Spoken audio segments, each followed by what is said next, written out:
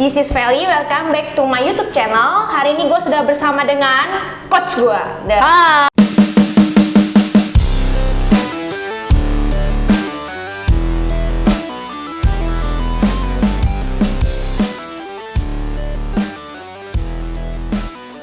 Hai guys, Sobat-sobat SID. nama gue Coach Regina. Gue adalah head coach di Fitbit Jakarta Private Fitness Studio. Ini tempatnya ya? Ini tempatnya. Lihat dulu, sebenarnya, tapi silakan. nggak kelihatan.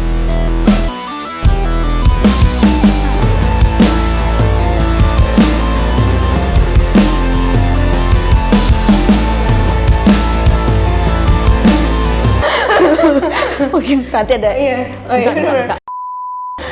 Boleh nggak diceritain nih ke mereka juga nih perjalanan karir lu lah bisa jadi coach? Oh oke.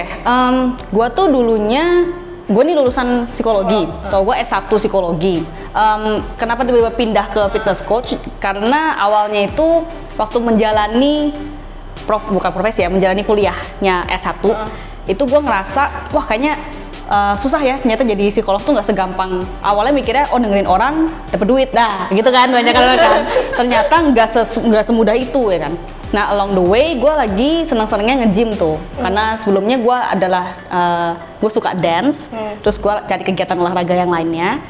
Ternyata along the way gue lagi nge-gym itu tiba-tiba ada ibu-ibu yang kesusahan ngelakuin alat, kalau nggak salah alat mesin cable tricep extension kalau nggak salah. Kayak mereka kurang paham. Oke. Salah satu mesin yang ada tali-talinya terus kayak bingung deh ini alatnya apa sih gitu kan. Gimana cara mainnya, terus gue liat aduh ini si tantenya kalau misalnya dia salah nih bisa cedera nih. Gue samperin, gue ajarin. Padahal waktu gue member terus gue kayak ini kayaknya bisa gue gabungin nih menyehatkan masyarakat dengan fisik dan mental. Jadi akhirnya gue ambil sertifikasi. Waktu itu pertama kali ambilnya di Rai Fitness, lalu gue lanjut belajar lagi di Aki dan itu setelah gue lulus S1. Jadi gue nyelesain psikologi dulu dan pas ngambil skripsi itu gue skripsinya judulnya body image, tentang body image. So dari situ akhirnya inilah terbentuklah fitness and body image development, singkatannya Fitbit.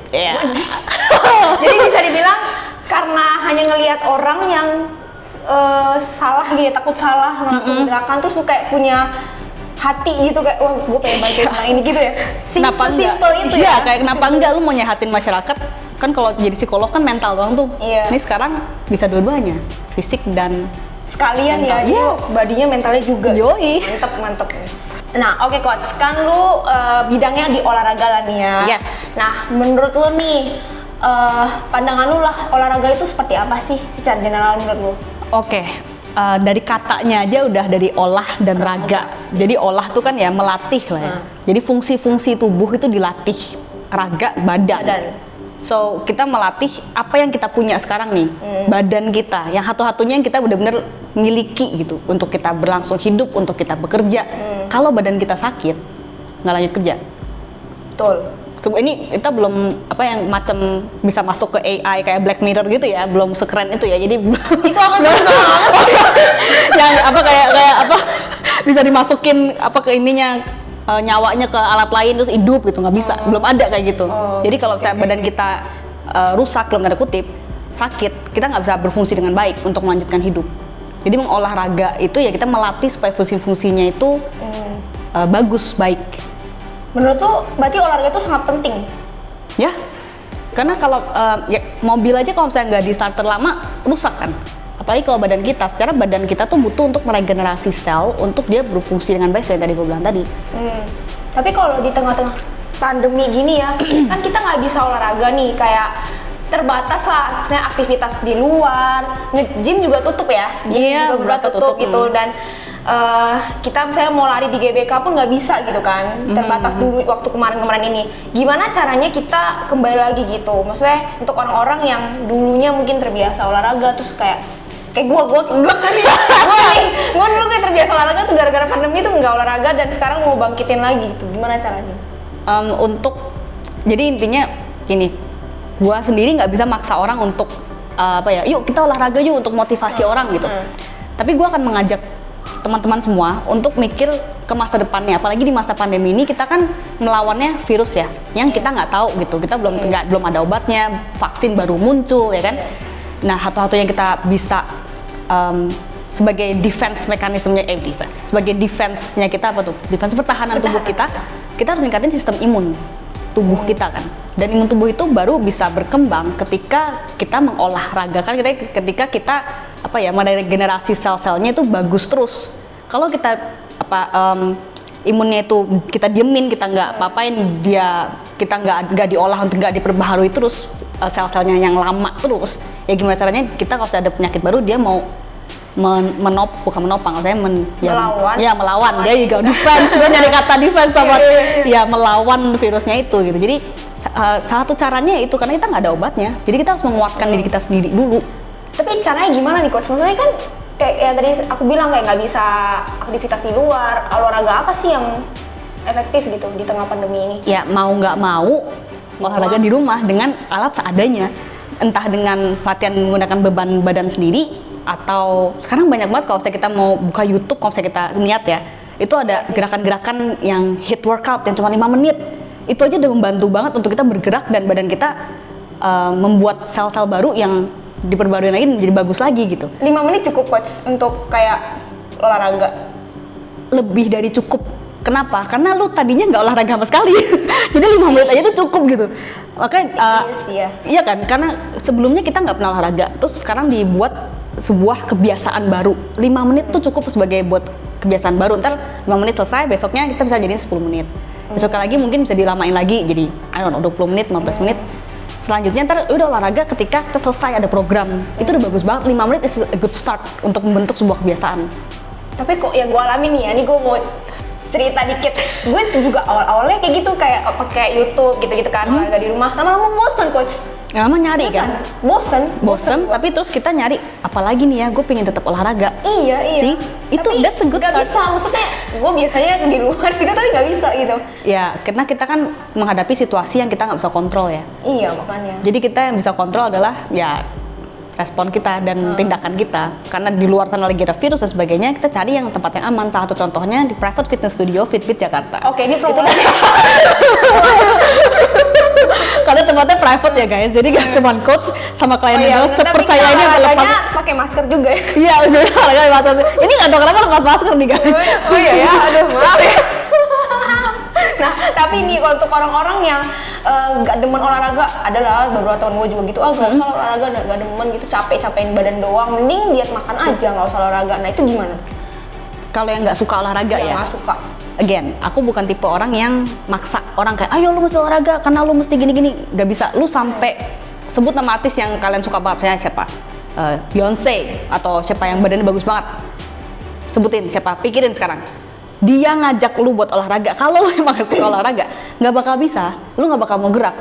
Tapi ketika makanya lu mau bilang motivasi intrinsik, motivasi ekstrinsik, itu gak bakal muncul, gak bakal kita lakuin kalau kita gak paham bener kebutuhan kita. Misalnya masalah duit deh. Sekarang kalau misalnya kenapa kalian kerja? Kenapa bangun pagi kerja cari duit kan? Iya, cari duit. Karena kita butuh untuk berlangsung hidup. Iya. Kita entah takut miskin, kita pengen beli barang ini, beli barang itu. Karena kalian paham, kalian butuh uang untuk berlangsung hidup. Mungkin beberapa orang yang nggak suka olahraga. Oh sebentar. Dan kerja itu kan sebenarnya kan bukan hal yang kita sukain. Nggak ada yang kayak, oh ya bangun pagi, yay kerja, nggak ada. Sama dengan olahraga gitu. Ketika kita sudah paham mengenai, oh kita butuh nih untuk olahraga, butuh untuk melawan virus corona, untuk berlangsung hidup, baru kita akan lakuin. Tapi ketika belum paham, sulit. Dan itu harus dibentuk dulu, dan karena bukan sebuah kebiasaan kan. Betul sih. Tapi kan lu coach nih, gimana caranya maksudnya lu kan coach. Terus pernah nggak sih ngalamin kayak kesusahan gitu untuk melatih orang-orang yang kayak males? Ya. Itu one of salah satu kesulitanku ketika ada pertanyaan selanjutnya tuh sebenarnya. Itu sebenarnya salah satu kesulitanku sebagai seorang coach adalah ketika seorang minta aku untuk motivasi dia. Dalam hati aku kayak, coy, gue six pack nih, ya badan gue bagus. Lu lihat nih, ya kan? Itu nggak motivasi lu untuk memiliki badan bagus, gue nggak ngerti lagi gitu. Lu kayak, oke, ada orang kaya nih, lu lihat, tapi lu nggak berinisiatif untuk kerja, untuk nabung, untuk kaya, nggak bisa. Again, berarti dia belum paham, dan aku lebih akan mengajak mereka untuk berpikir ke masa depan. Oke, memang nggak ada istilahnya nggak ada kata terlambat untuk olahraga, nggak ada kata terlambat untuk memulai sesuatu, iya. Tapi kita nggak bisa bohong, umur itu kita bertambah loh. Kita akan semakin tua. Mungkin kita nggak akan telat namanya olahraga, tapi akan ada limit. Dan kita akan start dari nol loh. Misalnya mau mulai olahraga di umur berapa? 40 deh, entar kalau udah punya anak 2. Pasti akan ada limitnya. Entah misalnya, ternyata udah ada sakit-sakit tertentu, misalnya diharuskan olahraga karena ada penyakit apa misalnya diabetes, jantung, itu udah ada limit karena dia juga mesti hati-hati lagi, dia mesti minum obat atau mesti lebih banyak perhatian di gerakan tertentu. Ada limitnya gitu, meskipun nggak telat ya, tapi ada limitnya. Jadi kenapa nggak mulai sekarang untuk bentuk perilaku, untuk membentuk kebiasaan itu. Nah coach, tadi waktu gue masuk ya, sebenarnya nggak pertama kali sih gue kesini. Tiap kali masuk lihat ya. Tiap kali masuk ya nih, ada kata-kata gitu yang menarik pandangan mata gue sih. Asik. Stay healthy dulu ya. Stay healthy, stay happy. Itu dari lu yang dari lu. Nah itu boleh ceritain nggak maksudnya apa? Itu sebenarnya quotes-nya ada banyak, tapi yang paling paling gede aku kasihnya itu. Kenapa? Karena itu adalah sebuah state, sebuah kondisi happy sama healthy. Ini dua nih ya. Dan ini kalau kamu lihat itu ada satu yang di atas dan ada satu yang di bawah. Healthy di atas, happy-nya di bawah. Kenapa? Karena ya namanya buat fitness kita mengutamakan health dulu nih, sehat dulu daripada happy. Karena kita nggak mungkin istilahnya dalam hidup tuh nggak mungkin ada oke, kita punya zona nyaman di sini aja nih, happy dan healthy kondisinya. Kita akan selalu di tengah-tengah area ini, nggak mungkin. Kalau misalnya kita tengah ini itu jarang banget, nggak ada bahkan yang nemuin kayak zen. Karena mau kita rutinitasnya misalnya bangun pagi minum kopi, terus siangnya makan brokoli pakai dada ayam, itu kita nggak akan langsung tiap hari. Pasti akan ada kejadian-kejadian membuat kita untuk switch rutin kita. Bisa aja gitu. Yang hal lain, dan kita harus terus beradaptasi kan. Nah, apapun aktivitas kita, apapun pilihan kita, dan switch kegiatan dalam sehari-hari kita, aku berharapnya teman-teman itu yang datang ke sini itu ya mengutamakan kesehatan daripada happiness-nya. Dan kalau bisa selalu, meskipun mau happiness, misalnya mau cheat meal, mau makan yang enak-enak nih, silahkan, tapi jangan lupa. Jadi selalu di tengah-tengah gini guys. Ini kalau misalnya ada timbangan ya, jangan pakai tangan gua kalau bisa ya. Jadi carilah di tengah-tengah, jangan sampai jomplang banget kayak happiness terus kesehatan dilupain. Biasanya sering kejadian itu ini, yaudah deh makan apa aja deh, ntar aja kalau saya udah tua, udah gemuk dikit, baru ini susah loh untuk naikin lagi gitu. Karena kita mesti cut down ini pelan-pelan untuk dia bisa naik lagi gitu. Jadi carilah zona yang di tengah-tengah ini dan pastiin dia tetap moving supaya kita tetap bisa happy juga, tetap bisa sehat juga apapun kegiatan kita sehari-hari. Itu adalah sebuah tindakan yang dengan sengaja mempermalukan seseorang terhadap tubuhnya. Datang, apa kabar, gendutan ya?